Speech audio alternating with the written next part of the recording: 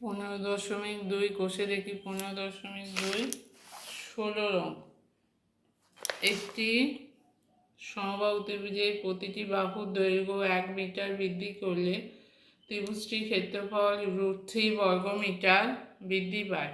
সমবাহু ত্রিভুজের বাহুর দৈর্ঘ্য হিসেব করে লেখো।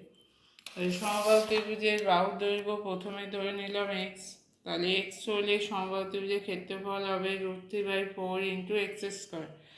এবার 1 মিটার করে বাহুর দৈর্ঘ্য বেড়েছে, তাহলে প্রত্যেকটা বাহুর দৈর্ঘ্য কত হবে x+1। তাই সমবাহু ত্রিভুজের বাহুর দৈর্ঘ্য যদি x+1 হয়, সেক্ষেত্রে ক্ষেত্রফল হবে √3/4 × x+1²। আচ্ছা, এইটা বাহু দৈর্ঘ্য বাড়ার ফলে কত বৃদ্ধি পেয়েছে √3, তাহলে এই দুটো বিয়োগ করলে, ক্ষেত্রফল দুটো বিয়োগ করলে সেটা সমান হবে √3।